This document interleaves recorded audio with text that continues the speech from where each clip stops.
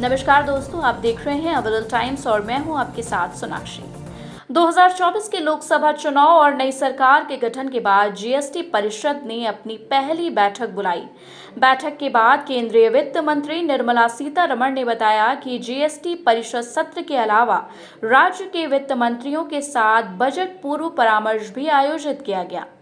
सीतारमण ने जीएसटी से संबंधी मुकदमेबाजी को कम करने के उद्देश्य से अपीलीय न्यायाधिकरण और उच्च न्यायालयों के समक्ष अपील दायर करने की सीमा निर्धारित करने सहित लिए गए निर्णयों को रेखांकित किया। परिषद ने धोखाधड़ी, दमन या गलत बयानी से जुड़े मामलों को छोड़कर वित्त वर्ष 2017 से 18, 2018 से 19 और 2019 से 20 के लिए जीएसटी अधिनियम की धारा 73 के तहत जारी किए गए डिमांड नोटिस पर ब्याज और जुर्माना माफ करने की भी सिफारिश की। छोटे करदाताओं को सहायता देने के लिए जीएसटीआर 4 दाखिल करने की समय सीमा 30 जून तक बढ़ा दी गई तथा जीएसटीआर 1 में संशोधन के लिए एक नए फॉर्म जीएसटीआर 1A के माध्यम से लचीलापन पेश किया गया। सीतारमण ने फर्जी चालान के माध्यम से धोखाधड़ी वाले इनपुट टैक्स क्रेडिट दावों का मुकाबला करने के लिए बायोमेट्रिक आधार आधारित पंजीकरण के राष्ट्रव्यापी चरणबद्ध कार्यान्वयन की घोषणा की। परिषद ने आगे सभी दूध के डिब्बों पर 18% से घटाकर एक समान 12% जीएसटी दर का प्रस्ताव रखा, जिससे हिमाचल प्रदेश और जम्मू कश्मीर में सेब उत्पादों को लाभ होगा। साथ ही स्प्रिंकलर और सोलर कुकर के लिए भी समान दर होगी। बाजार में उपलब्ध अमूल और सांची जैसे ब्रांडों के पैकेज दूध वास्तव में जीएसटी से मुक्त हैं। हालांकि हालिया जीएसटी समायोजन विशेष रूप से दूध के डिब्बों पर लागू होता है, जिनका उपयोग आमतौर पर अधिकांश गरीब और मध्यम वर्गीय परिवार द्वारा नहीं किया जाता। हालांकि अमूल के कंडेंस्ड मीठे या स्वाद वाले दूध पर 5% जीएसटी लगाया जाता है। दरअसल हर बार विपक्ष द्वारा ये आरोप लगाया जाता है कि जीएसटी ने आम आदमी की जेब पर डाका डाल दिया है, यहाँ तक कि इसे गब्बर सिंह टैक्स तक कहा जाता रहा है। लेकिन टैक्स तो पहले भी लगता था, तो जीएसटी आने से इसमें क्या बदला? तो आइए जानते हैं। जैसे बिजली उपकरण जीएसटी से पहले 31.3% और जीएसटी के बाद 18% हो गया। पेंसिल और शार्पनर जीएसटी से पहले 18%, जीएसटी के बाद 12% हो गया। पेंट और वार्निश जीएसटी से पहले 28% और जीएसटी के बाद 18% हो गया। स्टोरेज वाटर हीटर जीएसटी से पहले 28% और जीएसटी के बाद 18% हो गया। घड़ियां जीएसटी से पहले 28% और जीएसटी के बाद 18% हो गया। एक्सरे फिल्म जीएसटी से पहले 23% और जीएसटी के बाद 12% हो गया। दही और छाछ जीएसटी से पहले 4% और जीएसटी के बाद 0% हो गया।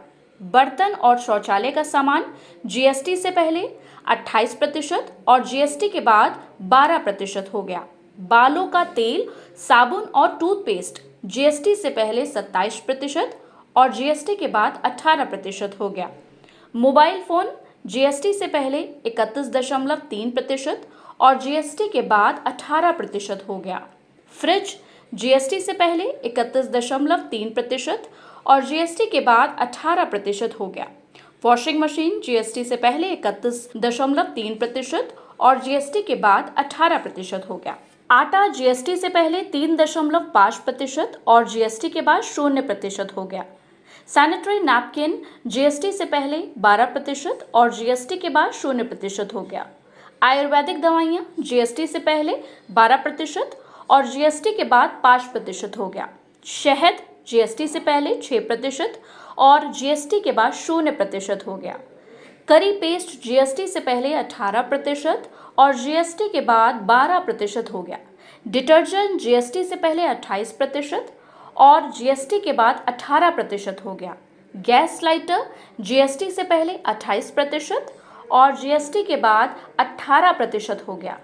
टीवी जीएसटी से पहले 28% और जीएसटी के बाद 18% हो गया। पंखा और वाटर कूलर जीएसटी से पहले 31.3% और जीएसटी के बाद 18% हो गया। फर्नीचर जीएसटी से पहले 31.3% और जीएसटी के बाद 18% हो गया।